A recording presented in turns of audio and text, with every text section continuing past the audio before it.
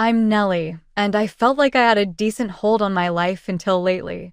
Over the past 10 years, I have risen through the ranks of Wilson and Clark Trading to become the leader of a department. Despite the long hours, the compensation is decent, and since my divorce 3 years ago, I need stability. Mark, my ex-husband, and I parted ways amicably. For the sake of our kid Jake, we remained cordial even though we both understood we had drifted apart. Since Mark works as a freelance graphic designer and has a flexible schedule, he usually picks Jake up from school, and I drop by his house after work to drop him off at home. It works for us, and Jake seems well-adjusted despite shuttling between two households. Mommy, can we go to Grandma and Grandpa's this weekend? One Friday night, as we were driving home, Jake inquired. I miss playing with Emily and Zach. I groaned as I looked at a red light on my phone's calendar. We hadn't had a family meal in about a month. Yes, honey. I'll give Grandma a call in the morning. In actuality, I had been delaying these family meals. Since she married Robert and had her 2 children, my younger sister Vanessa, who had always been the golden child, had grown incredibly irritable about her ideal family life. As if I had failed, she would always find a way to remind everyone that I was divorced whenever we were together. She would show off her new bracelet and remark, "Just wait till you see what Robert got me for our anniversary." It must be so hard managing everything on your own, Nellie, she would then add, feigning sympathy. I wasn't bothered by it. I was aware that Vanessa had always admired my professional achievements. She married Robert, a mid-level insurance salesman, after dropping out of college. They had financial difficulties, particularly with 2 children, but I had been able to provide Jake and myself with a good existence. Vanessa's hypocrisy was what really got to me. She never thought twice about calling me when she needed money, even if she was condescending. Our insurance won't pay for Emily's braces, Nellie. Would you be able to assist us till Robert receives his commission the following month? Nellie, we need to repair the transmission since our automobile broke down. Can you give us a $3,000 loan? We'll reimburse you by the summer. I never asked, and she never returned a single dime. That was simpler. Not much better were my parents. Mom had already retired from teaching because of her arthritis, and Dad lost his job 3 years earlier when his firm downsized. They were crying when they phoned me, fearing that they might lose their home. What began as a one-time bailout became a monthly commitment, and Dad never found another employment at his age. I've been sending them $1,500 a month for the last 3 years to pay their bills, including utilities. It didn't bother me. After all, they were my parents, but it made things difficult financially. I contacted Mom on Saturday morning to inform her that we would be joining her for supper the following day. Oh, that's wonderful. Mom sounded really happy. Vanessa will also be present with her family. I am preparing a pot roast. Jake was excited all weekend. I can't wait to show Zach my new Minecraft world, he said as we drove to my parents' modest suburban home Sunday afternoon. When we arrived, Vanessa's car was already in the driveway. Jake ran ahead while I grabbed the apple pie I brought from the bakery. I never had time to bake from scratch like my mom and sister. Inside, Jake immediately disappeared upstairs with his cousins, their laughter echoing down the stairs. I found Mom in the kitchen and gave her a quick hug. As I arranged silverware, I overheard Vanessa and Robert talking to my father in the living room. Their voices were animated, excited. "It's a sure thing, Dad," Robert was saying. "We've done the research. This food truck concept is going to take off in our area. No one else is doing authentic Filipino fusion cuisine.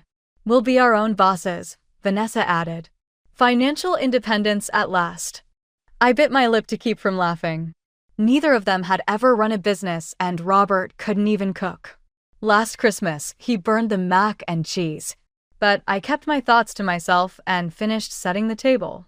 When Mom called everyone to dinner, we all gathered around the table. Jake sat between his cousins, all 3 kids giggling about something on Zach's tablet. "Kids, put that away during dinner," Vanessa said, then turned to the adults with a bright smile. So, we have big news to share. Here it comes, I thought. Robert and I are starting our own business, a food truck specializing in Filipino fusion cuisine.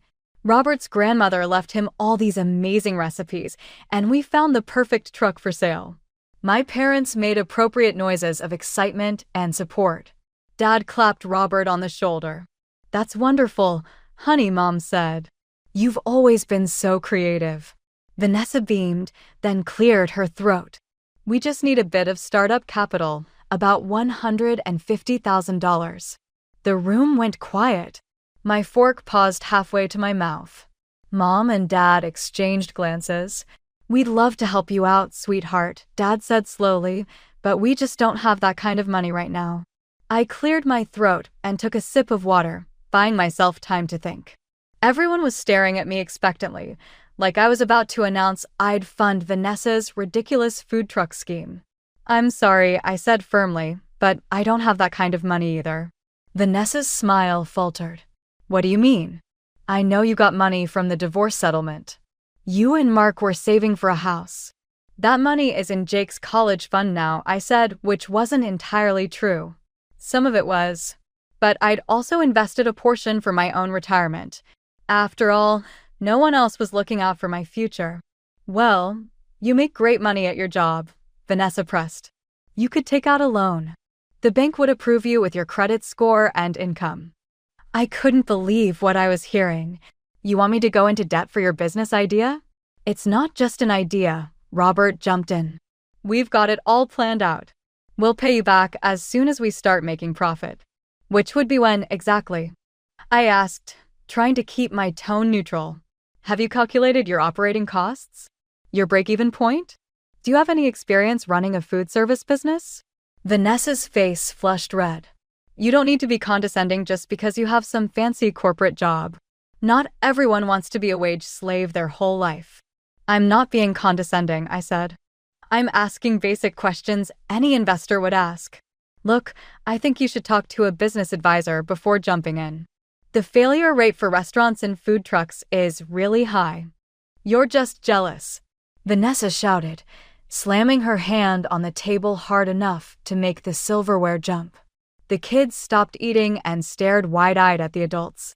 "You've always been jealous that I have a real family and you're divorced. Now you can't stand the idea that Robert and I might be successful and independent while you're stuck in your corporate cubicle taking orders from someone else." She stood up so abruptly, her chair nearly toppled backward. "Come on, Robert. Kids, get your things, we're leaving." Robert looked uncomfortable but stood up dutifully.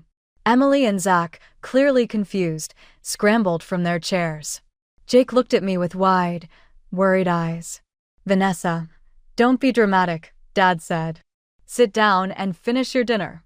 I'm not sitting at the same table with someone who wants to see me fail." Vanessa snapped, grabbing her purse. "Let's go now." And just like that, they stormed out the front door, slamming it behind them. An awkward silence fell over the table. My parents exchanged glances. I waited for them to say something, to acknowledge how unreasonable Vanessa was being. Instead, Dad sighed heavily. "Nellie, your sister has been dreaming about this business for months," he said. "You know how much it means to her." I couldn't believe what I was hearing. "Dad, they have no business plan, no experience, and they're asking for a huge sum of money. Would you invest in that?" "It's not about investing," Mom said quietly. "It's about supporting family." "I support my family plenty," I said, feeling a flush of anger. "I've been sending you $1,500 every month for 3 years. I've loaned Vanessa money countless times that she never repays. How much more support am I supposed to give?" "That's different," Mom said. "We needed help, and you could afford it. And now I'm saying I can't afford to give Vanessa $150,000. Why is that so hard to accept?" Dad shook his head. "Your sister is trying to build something for her family. You could at least consider helping her." I stood up, suddenly feeling suffocated. "I'm not changing my mind about this. Vanessa needs to be realistic, and you two need to stop enabling her." I called to Jake, who reluctantly said goodbye to his grandparents. The drive home was quiet, with Jake staring out the window. "Are Aunt Vanessa and Uncle Robert mad at us?" he finally asked. "They're just disappointed," I said, trying to find a child-appropriate explanation. Sometimes adults get upset when things don't go their way. I thought that would be the end of it. Vanessa would calm down, realize she was being unreasonable, and we'd all move on. I was wrong. The calls started the next day, first from Vanessa, then Robert, then both of them. I answered the first time, trying to be rational. "I thought about it, and my answer is still no," I said firmly.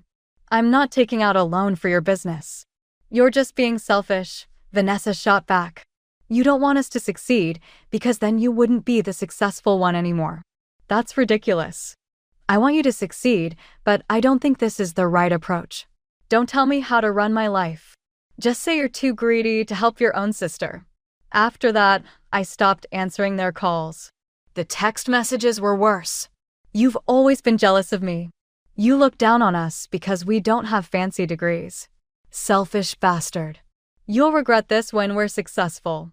I considered asking my parents to intervene, but it was clear whose side they were on. So I blocked Vanessa's number and tried to focus on work and Jake. 2 months passed.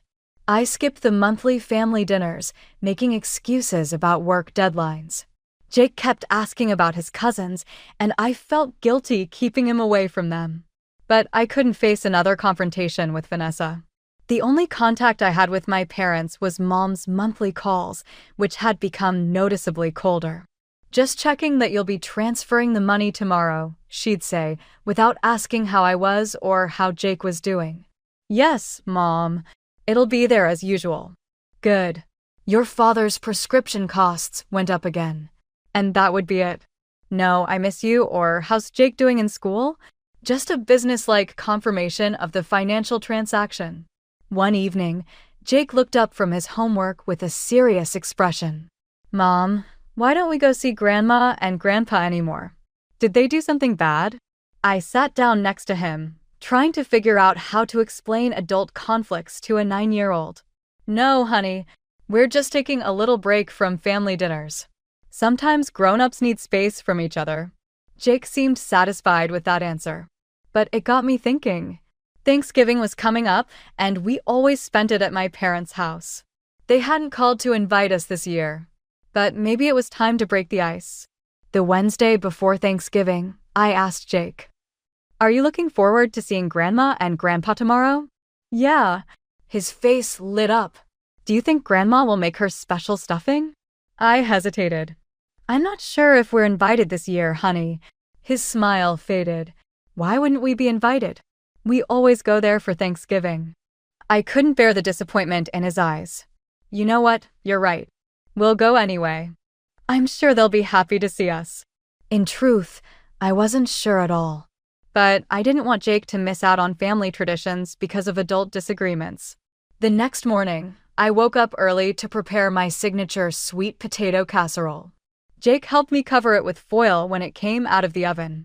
We drove to my parents' house at the usual time, arriving around noon. The driveway was full of cars. I recognized Vanessa's SUV and a couple that belonged to my aunts and uncles. Jake ran ahead to the door while I carefully balanced the casserole dish. He rang the doorbell, bouncing with excitement. "Mom, open the door." The smile on her face froze when she saw me standing behind Jake. "Nellie," she said, sounding surprised and not particularly pleased. "We weren't expecting you." "It's Thanksgiving," I said simply. "We always come for Thanksgiving." She hesitated, glancing back inside the house. I could hear voices and laughter coming from the living room. "Well, come in then," she finally said, stepping aside. "Jake, your cousins are in the basement playing video games." Jake immediately darted off toward the basement stairs. I followed Mom into the house, still carrying my casserole. The familiar smells of turkey and stuffing filled the air, but the atmosphere felt tense. When I walked into the dining room, I saw Vanessa helping set the table. She looked up, and her expression hardened instantly. "What is she doing here?" she demanded, glaring at Mom. I stepped forward. I brought sweet potato casserole, I said, holding out the dish as a peace offering. Vanessa marched over, snatched the dish from my hands, and, to my shock, walked straight to the kitchen garbage can and dumped the entire casserole into it. "We don't need anything from you," she spat. "You're not welcome here. Get out." "Vanessa!" Mom gasped, but she made no move to stop her. "What's going on?" Dad appeared in the doorway, looking confused. "Nellie showed up uninvited," Vanessa said. "After she refused to help us. After she's been ignoring everyone for months. She thinks she can just waltz in here like nothing happened." I started. "You thought wrong." Vanessa cut me off. "You don't get to pick and choose when to be part of this family. You made your choice when you refused to support us." She stormed past me toward the basement. I followed her, concerned about what she might say to the children. When we reached the basement, Jake was sitting on the floor with Emily and Zach, all three of them focused on a video game. "Emily, Zach, come here right now," Vanessa commanded. The children looked up, confused. She grabbed both her children by their arms and pulled them away from Jake. "You are not to play with him," she said loudly, pointing at Jake. "His mother is a bad person who doesn't care about family, and he'll probably turn out just like her." Jake's face crumpled. "Mom," he called out to me, tears welling in his eyes. I was frozen in shock. How could Vanessa say such a thing in front of a child? Before I could respond, Dad appeared on the stairs.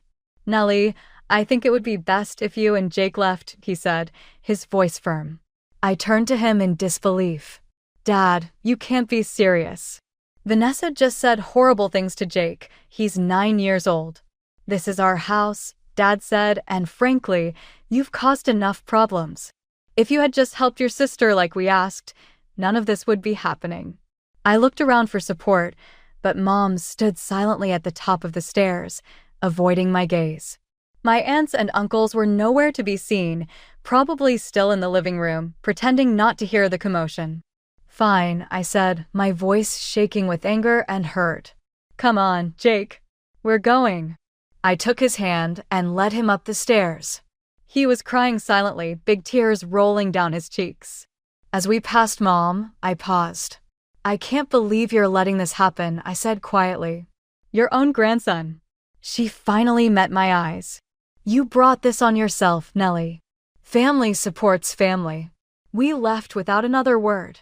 In the car, Jake was inconsolable. I started the car, but I had no idea where to go.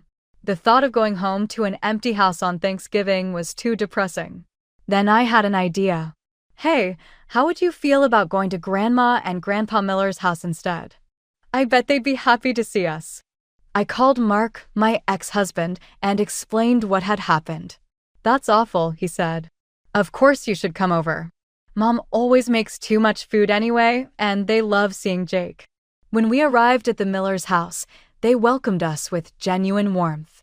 Mark's mom hugged me tight. "You poor thing," she said.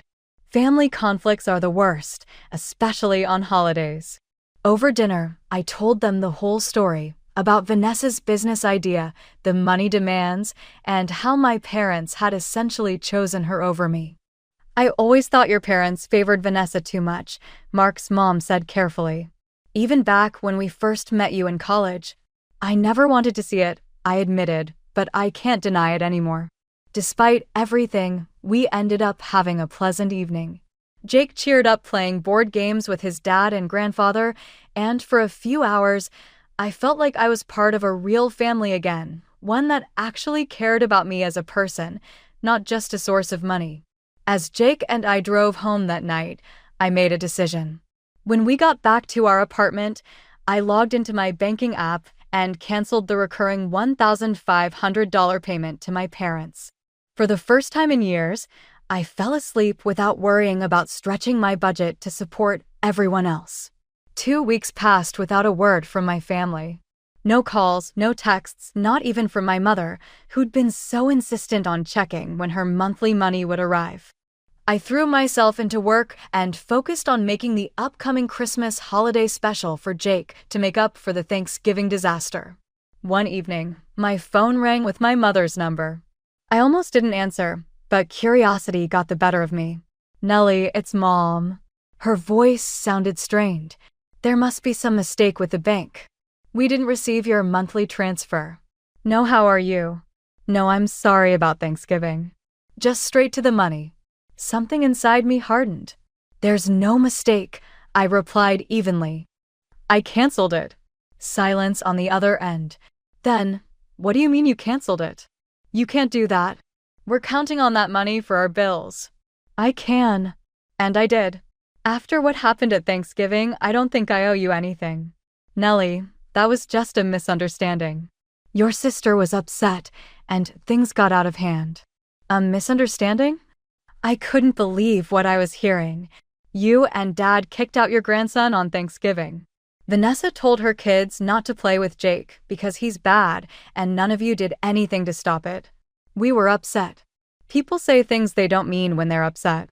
Well, I meant what I said. I'm done sending you money.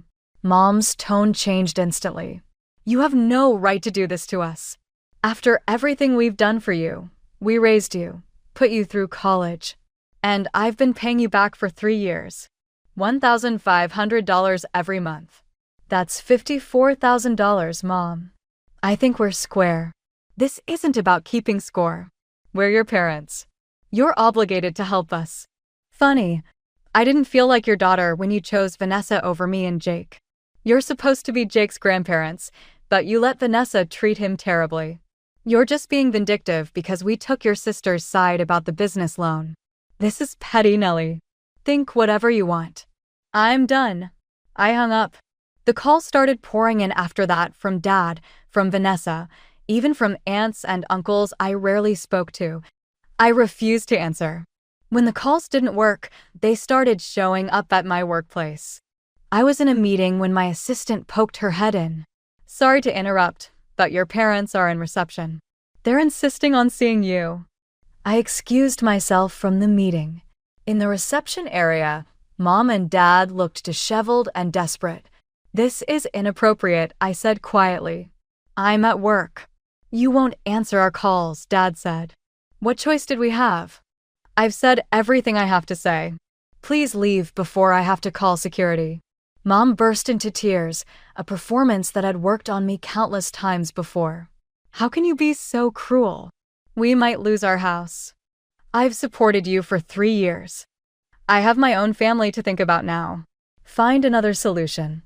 Fine, Dad said, his face red with anger. But don't think you can come crawling back to us when you need something. I almost laughed. When have I ever been the one crawling to you for help? It's always been the other way around. I gave the security guard a signal. Please escort them out. Mom yelled back, your sister was right about you all along, as they were dragged away. Vanessa texted me that evening, saying, you resentful, self-centered jerk. You might cause Mom and Dad to lose their home. Miss High and Mighty Corporate Drone, I hope you're content. Her number was blocked by me. I then proceeded to block my parents and other family members on all platforms. It felt unexpectedly freeing. I saw my cousin Rachel at the supermarket store a month later. When she saw me, she appeared uneasy. With caution, she said, how are you, Nellie? Thanks, I'm okay. How are things going for you? She paused. Observe. I was invited to speak with you by your mother. To pay for their mortgage, they had to take out a loan. They claim that you left them because you were envious of Vanessa's successful marriage and angry about your divorce. I gave a headshake. Is that what they're telling everyone? I think so. Additionally, Vanessa has been attempting to borrow funds for this food truck venture from everyone. Can you believe that she approached my husband to ask for a loan? Like we've got $150,000 laying around. Did she tell you I refused to give her the money because I'm jealous? Rachel gave a snort. That kind of thing. But no one is buying it. Vanessa has always been about money, as we all recall. Do you recall my wedding? She attempted to convince me that the open bar was wasteful. It was nice to hear that not everyone in the family had turned against me, and we both chuckled. How's Jake doing with all this? Rachel inquired. He is strong, yet he misses his cousins. My ex-husband's family has been amazing, and we spent Christmas with them. I'm happy, Listen, next month is Emily and Zach's birthday celebration. My kids and I will be there. Is Jake interested in joining us? To spare you from having to face Vanessa, I could come get him and take him home. I thought about it. That's really kind of you, but I don't want to involve Jake in adult disputes. Instead, let's schedule a play date with your children. I felt lighter than I have in years when I completed my food shopping. My monthly financial burden had vanished, along with the emotional toll of attempting to win over unsatisfied individuals. Jake looked up from his schoolwork that night. Mom, are we ever going to see Grandma and Grandpa again? I took a seat next to him. I'm not sure, friend. Grandma, Grandpa, and Mommy need some time apart right now. Because they were mean to us at Thanksgiving? In part. Additionally, adults can disagree on significant issues. He considered this. Like when me and Zach disagreed about which Pokemon is best and we didn't talk for a whole day, I grinned. That kind of thing, but with greater gravity. However, you'll always have Dad, myself, and Grandma and Grandpa Miller, who adore you no matter what happens with them. He returned to his schoolwork after appearing content with that response. For my part, I was at last prioritizing my son and myself. It was time to make an investment in our future after years of serving as the family's ATM.